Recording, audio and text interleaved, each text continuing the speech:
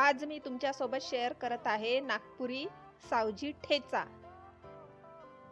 एकदम झणझणीत आणि ठसकेदार।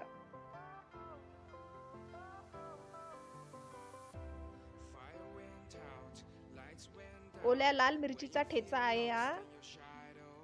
हे बघा, लाल मिरच्या घेतल्या ओल्या पिकलेल्या आणि छान स्वच्छ पाण्याने धुवून घेतल्या, स्वच्छ धुवून घेतल्या आणि त्याचे तुकडे करून घेतले।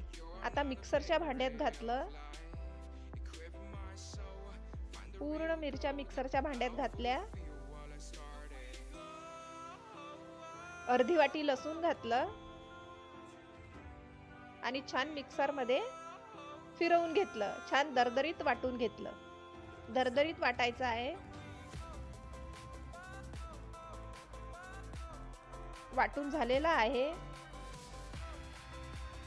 आता वेगळ्या भांड्यात काढून घेऊ। हे बघा, ह्या प्रकारे दरदरीत वाटून घेतलं।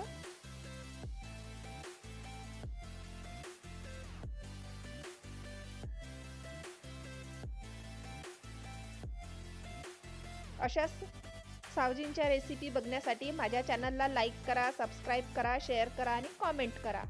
खूप सुंदर आणि छान लाल बुंद असा कलर आला आहे।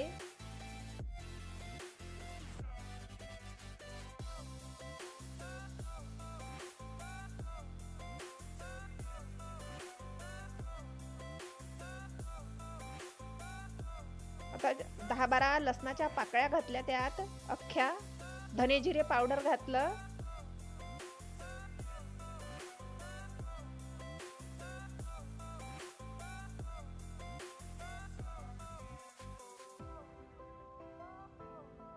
थोडंसं हिंग घातलं, चवीपुरतं मीठ घातलं आणि मिक्स केलं। छान छान एकजीव करून घेतलं।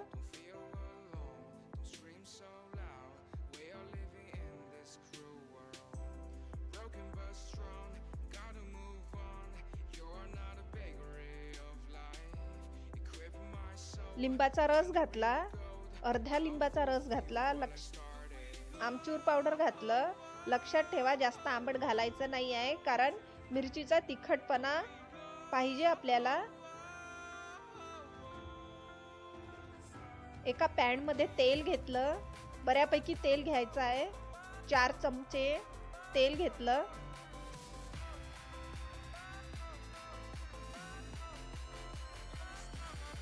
तेल छान कडकडीत गरम करायचं आहे। तेल गरम झालं, भरपूर मोहरी घालायची आहे तेलामध्ये। छान तडतड तडतड करतपर्यंत घालायची आहे। आणि जिरं घातलं, मोहरी तडतडली की हिंग घातलं आणि ही फोडणी मिरचीच्या मिश्रणावर दिली। मस्त खमंग फोडणी बसली आहे। वाव! आणि मिक्स करून घेतलं। छान झणझणीत आणि ठसकेदार ठेचा आहे हा सावजी पद्धतीचा।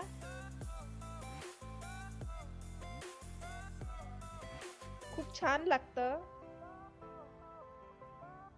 हा ठेचा। खाल तर वराडी ठेचा, कोल्हापुरी लाल मिरचीचा ठेचा विसरून जाल तुम्ही।